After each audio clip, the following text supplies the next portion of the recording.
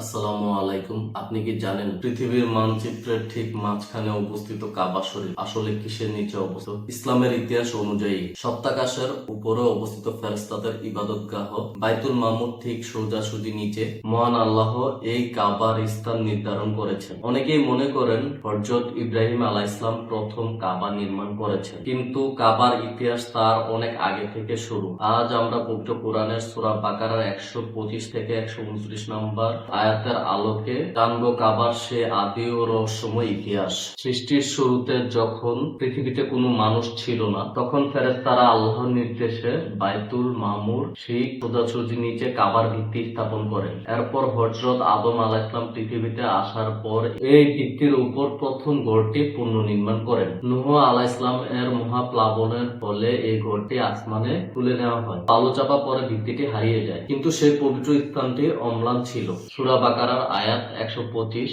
কাবার মর্যাদা ও মাকামে ইব্রাহিম অর্থ আর স্মরণ করো যখন আমি এই ঘরকে কাবা মানুষের জন্য বারবার ফিরে আসার জায়গা ও নিরাপত্তার কেন্দ্র বানালাম এবং নির্দেশ দিলাম তোমরা মাকামে ইব্রাহিমকে নামাজের জায়গা হিসেবে গ্রহণ করো। আল্লাহ এখানে কাবার গুরুত্বকে তুলে ধরেছেন। মাকামে ইব্রাহিম হলো সেই পাথর যার উপর দাঁড়িয়ে হযরত ইব্রাহিম আলাইহিসসালাম কাবার দেয়াল গেঁথেছিল। আল্লাহ ইব্রাহিম ও ইসমাইল আলাইহিসসালামকে নির্দেশ দিয়েছিলেন কাবার পবিত্রতা রক্ষা করতে। সূরা বাকারার আয়াত 126 মক্কার শান্তি ও রিজিকের দোয়া অর্থ আর যখন ইব্রাহিম দোয়া করলেন, হে আমার প্রতিপালক, এই শহরকে মক্কা শান্তিময় করুন এবং এর অধিবাসীদের ফলমূল দিয়ে রিজিক দান করুন। মক্কা ছিল একটি শুষ্ক মরুভূমি। ইব্রাহিম আলাইহিসসালাম জানতেন নিরাপত্তা ও খাবার ছাড়া কোনো জনপদ টিকে থাকা সম্ভব নয়। আজ মক্কায় যে অফুরন্ত নেয়ামত দেখি তা এই হাজার বছর আগের দোয়ারই ফল। সূরা বাকারার আয়াত 127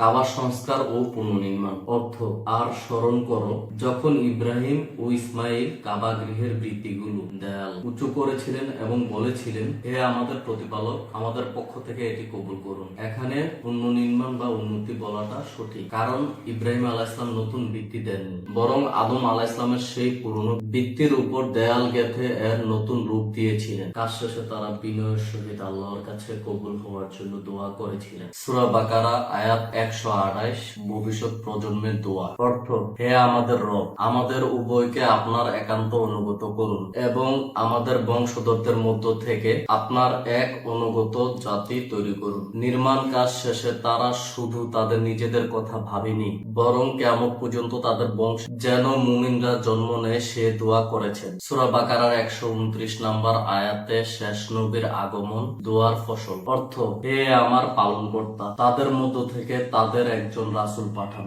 যিনি আপনার আয়াতসমূহ তিলাওয়াত করবেন এবং তাদের কিতাব ও হিকমত শিক্ষা দিবেন। এই দোয়ার কয়েক হাজার বছর পর মক্কায় আগমন করেন বিশ্ব নবী হযরত মুহাম্মদ সাল্লাল্লাহু আলাইহি ওয়াসাল্লাম। এই কারণেই রাসূলুল্লাহ হযরত মুহাম্মদ সাল্লাল্লাহু আলাইহি ওয়াসাল্লাম বলতেন, আমি আমার পিতা হযরত ইব্রাহিম আলাইহিসসালাম এর দোয়ার ফসল। সুতরাং কাবা কেবল একটি পাথরের ঘর নয়, এটি ফেরেশতাদের ইবাদত স্থল, আদম আলাইহিসসালামের স্মৃতি এবং ইব্রাহিম আলাইহিসসালাম এর দোয়ার ফসল।